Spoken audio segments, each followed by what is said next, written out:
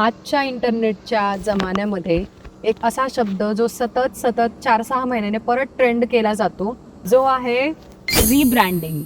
So Yes. रिब्रँडिंग म्हणजे काय? आता एखाद्या कंपनीचं रिब्रँडिंग होतं म्हणजे त्याचा लोगो बदलतो, त्याचे ब्रँड कलर्स बदलतात, त्यांचं मिशन विजन आणि ती स्टेटमेंट सगळे बदलतात.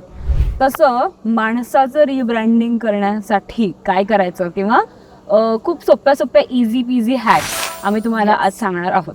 आणि येस, ह्या हॅक्स अगदीच अशा छान आणि गर्ली आहेत, फन पण आहेत. आणि याआधी आम्ही दोघींनी पण या हॅक्सचा स्वतः वापर केला आहे आणि these are SNG approved. Yes. तर ॲक्च्युली ब्रँडिंग बद्दल एक सांगायचं झालं तर आपण प्रत्येक वेळेला पाहत असतो की कोणती तरी सेलिब्रिटी असते की म्हणजे इतक्यातच न्यूज ट्रेंडिंगमध्ये होती की ईशान खत्तर रॉयल्स त्यांची एक सिरीज येऊन गेली. त्याच्यानंतर बाबा त्याचा प्रेझन्स खूपच असा डिफरंट झाला आहे आणि त्यांनी रिब्रँडिंग केलंय वगैरे. आणि त्याच्यावर बरेच जण वाचा वगैरे करतात. तर आम्हाला असं वाटलं की हा जो शब्द आहे तो प्रचंड महत्वाचा आहे आणि त्याला आपण स्वतःच्या आयुष्यामध्ये कसं इनकॉर्पोरेट करू शकतो. बरोबर आहे. तर जेव्हा आपलं आयुष्य असं थोडंसं बोरिंग वाटत असतं किंवा असं वाटत असतं की यार काहीतरी नवीन करायची गरज आहे, ग्लो अप करायची गरज आहे, तेव्हा एक्झॅक्टली करायचं काय, म्हणजे इच्छा तर सगळ्यांनाच आहे पण एक्झॅक्टली करायचं काय कळत नसतं. तर त्यासाठी आमच्याकडे आहेत सोप्या अगदी रोजच्या आयुष्यातल्या आणि मजेशीर अशा युक्त्या क्लुप्त्या. कारण आपल्याला फन तर हवं आहे, म्हणजे सगळं बोरिंग चाललंय त्यात अजून बोरिंग आणि स्ट्रिक्ट राहून काही केलं तर बायकांचं तर काय होत नसतं बघ. नाही जमत. तर येस, आपण हॅक्सला सुरुवात करूयात.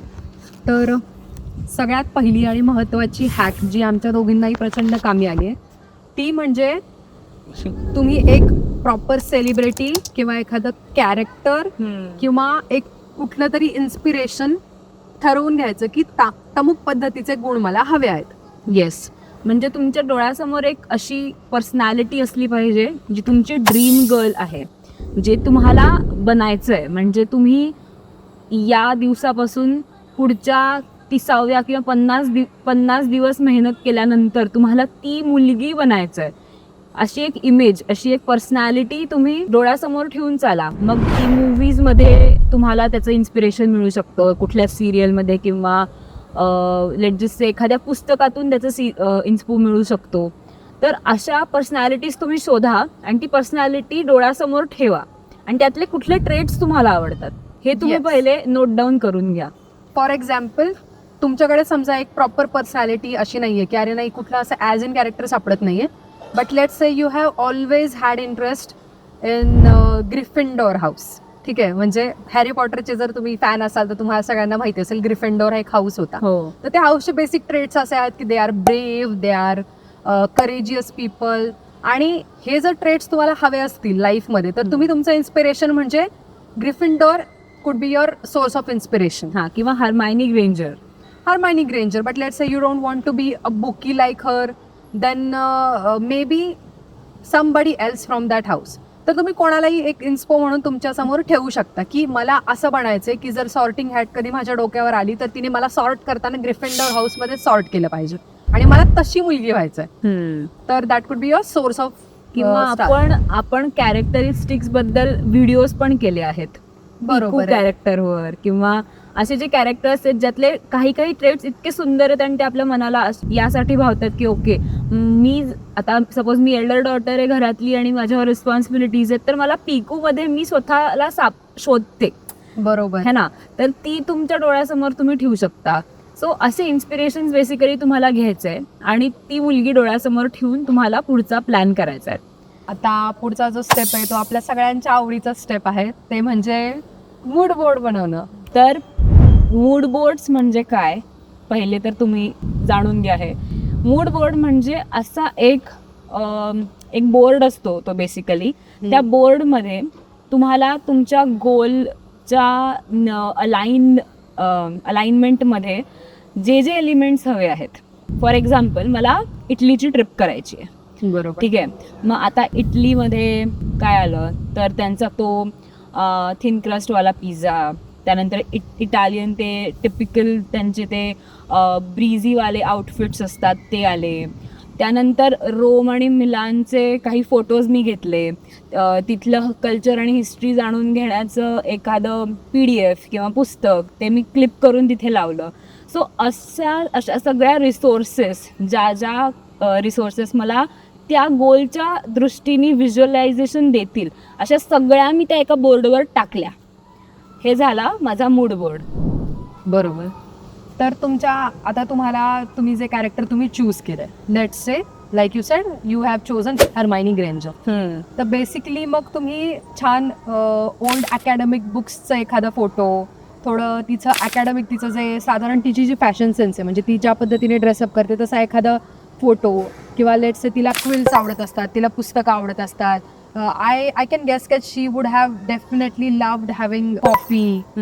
मग तुम्ही ते टाकू शकता. लेट्स से तुम्हाला कोणीतरी असं एकदम फन आणि थोडं मॅच्युअर वुमन व्हायचं असेल तर तुम्ही त्याच्यामध्ये एखादं गुलाब टाकू शकता. गुलाब will represent the maturity for you. मग डार्क रेड कलरचे नेल पेंट असू शकते, वाईन ग्लास असू शकतो. म्हणजे इन्स्पिरेशन म्हणून तुम्हाला जे काही एलिमेंट्स हेल्प आउट करू शकतील ते तुम्ही त्याच्यात टाकायचे. किंवा अजून एक ट्रिक मला कामी येते की लेट्स से मला एक एक्झॅक्ट कुठलं कॅरेक्टर असं रेप्लिकेट होण्यासाठी सापडलं नसेल तर मी कधी कधी असा टार्गेट ठेवते की समजा कधी लाईफमध्ये हरमायनी ग्रेंजरची जर म्हणजे मैत्री मला करायचा चान्स आला असता तर ती कोणत्या पद्धतीच्या मुलीला स्वतःची मैत्रीण बनवून घेईल, तसे कोणते कॅरेक्टर्स मी स्वतः आत्मसात करू शकते. तर तुम्ही कदाचित त्या कॅरेक्टर्सची जी काही बेसिक लिस्ट असेल ना ती त्याच्यावर तुमच्या विजन बोर्डवर तुम्ही लिहिली आहे किंवा त्याचा प्रिंटआउट तुम्ही काढून लावलाय. That is your mood board और विजन बोर्ड बेसिकली. येस. आणि पिंटरेस्ट हा एक खजिना आहे. जर तुम्ही अजूनही पिंटरेस्ट एक्सप्लोअर केलं नसेल तर this is the high time to do that. Pinterest असा एक खजिना आहे ज्याच्यावर तुम्हाला जगातलं सगळं इन्स्पिरेशन आणि एस्थेटिक इन्स्पिरेशन मिळू शकतं. तुम्हाला फिट गर्ल व्हायचं आहे, तुम्हाला गर्ल बॉस व्हायचं आहे, तुम्हाला जे काही व्हायचं आहे, तुम्हाला ट्रॅव्हल नोमॅड व्हायचं आहे, तुम्हाला जे काही व्हायचं आहे त्यातले तुम्ही अगदी राहणार, खाणार, पिणार काय, घालणार काय, वावरणार कसे आणि सगळं नेल्सपासून तुमच्या याच्यापर्यंत केसांपर्यंत तुम्ही कसे असणार आहात सगळं मिळतं. सो पिंटरेस्ट आणि रादर आय ते मूड बोर्ड पण मिळतात. आय डू नॉट रेकमेंड मला असं वाटतं की मूड बोर्डचं ते क्रिएट करायचं ते फीचर आहे बघ पिंटरेस्ट मध्ये, ते मी वापरते. मी स्टिकर्स ते मला जे आवडतात ते कलेक्ट करून त्याच्यावर लावते. येस. आणि मला वाटतं की तुम्ही स्वतः जेव्हा ती प्रोसेस करता तेव्हा तुम्ही जास्त स्वतःला कन्व्हिन्स करताय त्या जर्नीमध्ये. तर तुम्ही स्वतः ती प्रोसेस करा. कदाचित एखादी गोष्ट तुम्हाला जास्तीची ऍड करायची आहे किंवा एखादीची गोष्ट असे की ती काढून घ्यायची, तर तो लेव्हरेज तुम्हाला असतो स्वतः तुम्ही क्रिएट करता तेव्हा. बरोबर. तर mood boards is a very good tool.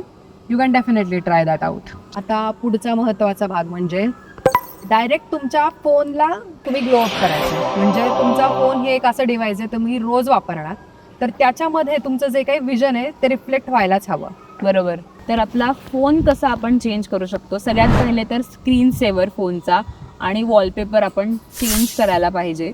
कारण आपण रोज म्हणजे दिवसातले कितीतरी वेळा असं लॉक उघडून स्क्रीनवर काय ते बघतो. मी पण आता एक ॲलेक्स हर्मोझी म्हणून एक आहे त्यांचा कोट ठेवलेला आहे. तर मला जे सगळ्यात इम्पॉर्टंट वाटतं की हा कोट मला मोटिवेट करत राहील किंवा तुमचं जे विजन आहे त्या विजनच्या नुसार तुम्ही वॉलपेपर किंवा स्क्रीन सेव्हर तुमचा ठेवू शकता. त्यानंतर दुसरी स्टेप म्हणजे तुम्ही तुमच्या फोनमधले जे अननेसेसरी ॲप्स आहेत ते पहिले तर अनइन्स्टॉल करा. आणि जे ॲप्स तुम्हाला कामी येतील तुमच्या गोलकडे नेण्यासाठी, जसं की प्रोडक्टिव्हिटी ॲप्स किंवा maybe to do list म्हणून एक ॲप आहे किंवा असे ॲप समजा तुमचा किंवा डुओलिंगो म्हणून जे नवीन लँग्वेजेस शिकतात त्यांचं म्हणजे तुमचा जो काही गोल असेल. तुम्हाला जर्मन शिकायचं तुम्ही डुओलिंगो ॲप डाउनलोड करा. जर तुम्हाला असं वाटतं की नाही माझी प्रोडक्टिव्हिटी इम्प्रूव्ह करायची गरज आहे तर तुम्ही टू डू लिस्ट वगैरे करा. सो असे ॲप्स तुम्ही डाउनलोड करणं आणि तुम्हाला त्याच्यानुसार अकाउंटेबल राहायला हेल्प होत राहील. बरोबर.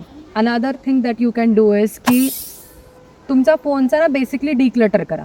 आता आपल्या फोनमध्ये आता ठीक आहे ॲप्स तर आपण केले डिलीट. मला असं वाटतं गॅलरीमध्ये पण नको तो कचरा असतो. समजा तुम्हाला हेल्थ जर्नीकडे जायचं आहे आणि तुमच्या फोनमध्ये स्क्रीनशॉट्स भरून पडलेत एकदम म्हणजे नाही का जंक फूड्सचे आहेत किंवा तुम्ही फोनमध्ये नोट्स काढून ठेवल्यात वेगवेगळ्या अशा खाण्याच्या स्पॉट्सच्या स्ट्रीट फूडच्या जे सध्या अलाइग्नेशनमध्ये नाही जाते तुमच्या, तर may be you can consider deleting that. बरोबर. आता दुसरी अशी गोष्ट जी तुम्ही करू शकता ते म्हणजे तुमचा प्लेलिस्ट क्रिएट करणं.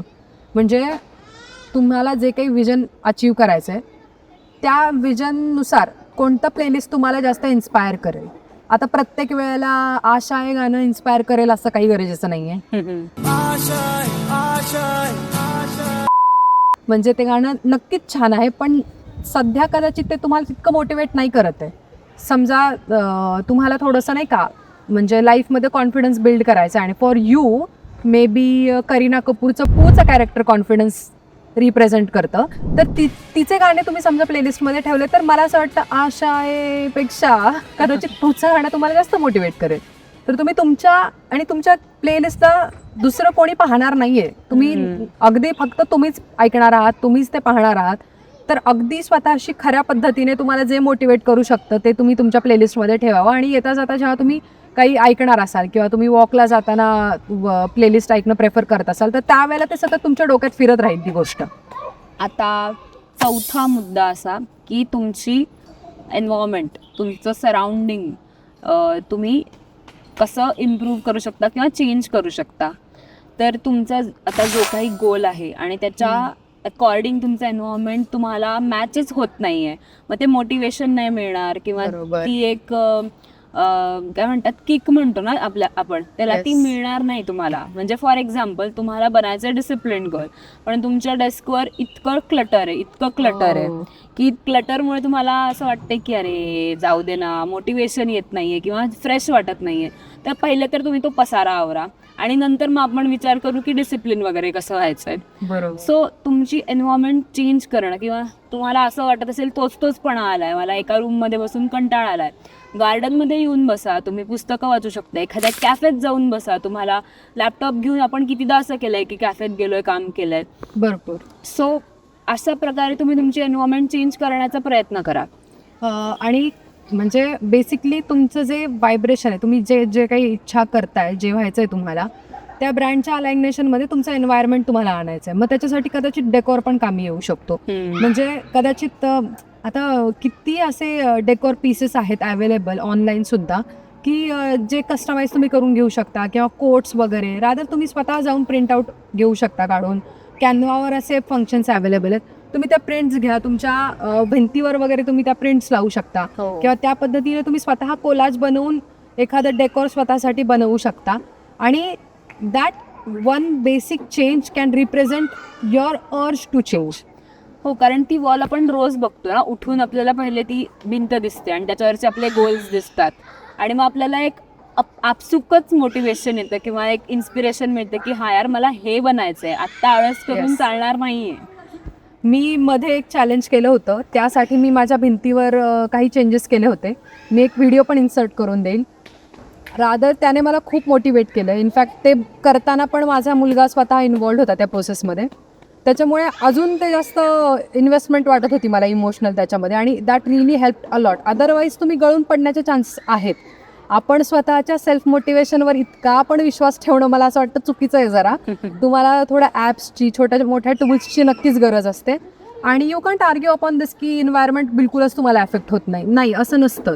ऑल इन ऑल काहीतरी एक घडलं गेलंच पाहिजे की तुमचं एन्व्हायरमेंट तरी तुमच्यासाठी रिफ्लेक्शनचं काम करतं आहे किंवा तुमच्या एन्व्हायरमेंटला बघून तुम्ही मोटिवेट होत आहे. काहीतरी एक सिस्टीममध्ये केलं गेलं पाहिजे की जेणेकरून तुम्ही रिब्रँडिंगच्या दिशेने जास्त पटकन वाटचाल कराल. बरोबर आहे.